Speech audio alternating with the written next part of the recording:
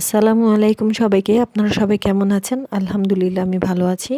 তো আজকে আমি আপনাদের সাথে চানা বুটের ডালের হালুয়া রেসিপি শেয়ার করছি। রেসিপিটি যদি আপনাদের ভালো লেগে থাকে তাহলে আমার চ্যানেলটিকে সাবস্ক্রাইব করে আমার পাশে থাকবেন, লাইক, কমেন্ট, শেয়ার করে দিবেন। স্কিপ না করে পুরো ভিডিওটি দেখতে থাকুন। যারা অলরেডি সাবস্ক্রাইব করে দিয়েছেন এবং পাশেই আছেন তাদেরকে অসংখ্য অসংখ্য ধন্যবাদ। তাদের জন্য রইল শুভকামনা।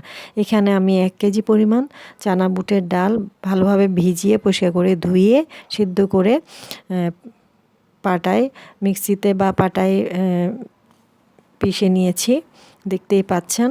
এখন আমি চুলায় একটি ননস্টিক প্যান বসিয়ে দিয়েছি।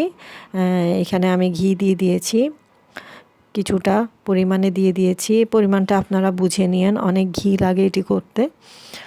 তো এরপর আমি এখানে কয়েকটা এলাচ দিয়ে দিয়েছি, এলাচগুলোকে একটু ভেজে নিচ্ছি। এরপর এই যে দেখতে পাচ্ছেন আমি আড়ং ঘি দিয়ে দিয়েছিলাম।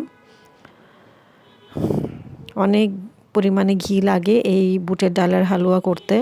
আমি আরও একটু ঘি দিয়ে দিয়েছি। এরপর যখন ভালোভাবে হিট হয়ে গেছে তখন আমি আস্তে করে সেই মিক্সিতে করা চানা বুটের ডালের যে পেস্ট ওগুলো দেখতেই পাচ্ছেন আমি সবগুলো দিয়ে দিয়েছি আস্তে আস্তে দিয়ে। এখন আমি ঘিয়ের মধ্যে ভালোভাবে ভেজে নেব। এই হালুয়া বানাতে অনেক কষ্ট হয়, অনেক সময় লাগে, অনেক সময় ধরে করা লাগে। যে কোনো জিনিস একটু ভালোভাবে ধৈর্য ধরে বানালে খেতে অনেক মজা লাগে। এখন আমি এখানে আমন্ড এবং পিস্তা কুচি দিয়ে দিয়েছি। দিয়ে আমি আর একটু নাড়াচাড়া করছি, অনেকক্ষণ নাড়াচাড়া করতে হয়। তো আমি এখানে এখন কাপ মেপে মেজারমেন্ট কাপের 1 কাপ করে করে আমি টোটাল 4 কাপ চিনি এখানে দিয়ে দিয়েছিলাম, দিয়ে দিয়েছি, দেখতে পাচ্ছেন। এখন আমার চিনি দেওয়া হয়ে গেছে। তো আমি টেস্ট ব্যালেন্সের জন্য সামান্য পরিমাণে একটু লবণ দিয়ে দিয়েছিলাম, বেশি না, 1 চিমটি বা 2 চিমটির মতো হবে। এই দিয়ে এখন আমি ভালোভাবে নাড়াচাড়া করে নিচ্ছি। তো এখানে এভাবে নাড়াচাড়া করছি আমি।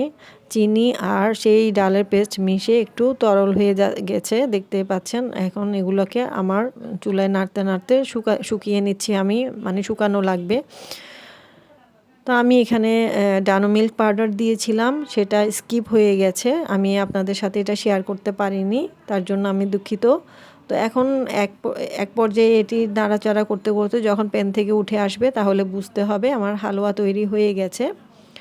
এরপর আমি একটি ট্রেতে ঘি দিয়ে এরপর আমি বিছিয়ে দিয়েছিলাম এভাবে। ঠান্ডা হয়ে গেলে আমি টুকরো করে কেটে নিয়েছি, কেটে ফ্রিজে সংরক্ষণ করেছি। রমজানে ইফতারের পরে অনেক সময় মিষ্টি খেতে মন চাইলে খেতে পারবেন। তো আল্লাহ হাফেজ সবাইকে, সবাই ভালো থাকবেন।